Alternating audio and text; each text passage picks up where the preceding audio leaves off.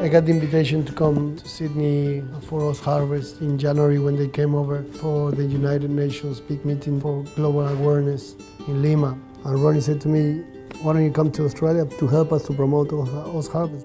That's why I'm here. I did 2 dinners already and tonight we're cooking here at Rockpool with Phil and Neil for fundraising.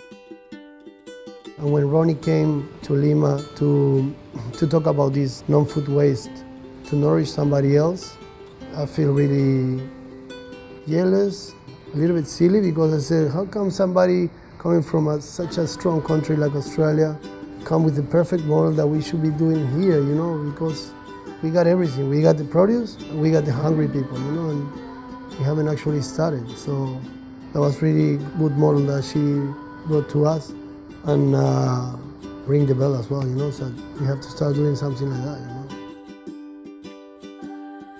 Coming from a country that there's a lot of hunger around, you know, and we cannot control it with all the big expense that we have coming from a country that has so much produce, and we still have kids that don't eat nothing the whole day. It's a contradiction, you know, but yeah, there's something that we need to start building our heads, you know, and to make it part of our routines, you know, share and not waste.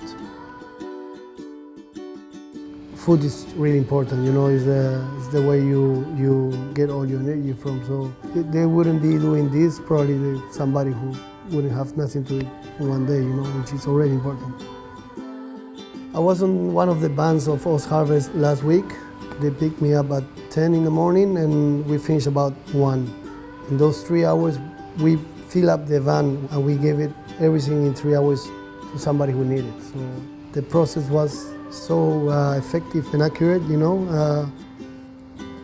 and it's not waste. It's just, people could believe and they could have the wrong image that we are actually taking rubbish, but it's not. It's just produce that is not very good looking anymore, or a little bruised on the banana, or just something that needs to be rotated again, you know. So this organization is actually making the link from that part before it goes to landfill to somebody who's actually needed, you know. It's beautiful.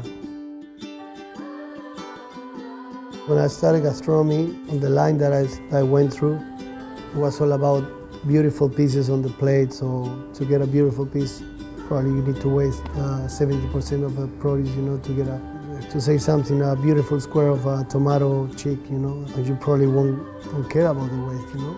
And I'm not saying that that is wrong, you know, to be a perfectionist and try to make a perfect square of a tomato cheek. It's how you waste it, you know, how you trash it, let's say.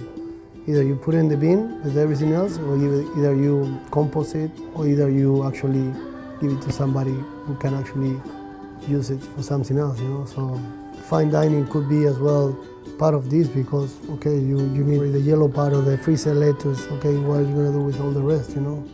Give it to somebody else to use, you know? Why not? Well, my philosophy has changed a lot, and it's a good thing, because I'm actually getting a lot of information from people like Ronnie, who's doing this OzHarvest movement, and it makes me more aware of the reality I am as well.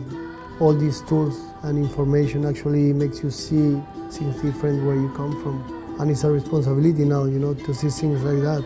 And out of that, I think you can either become not only a better chef, but a better person as well, you know.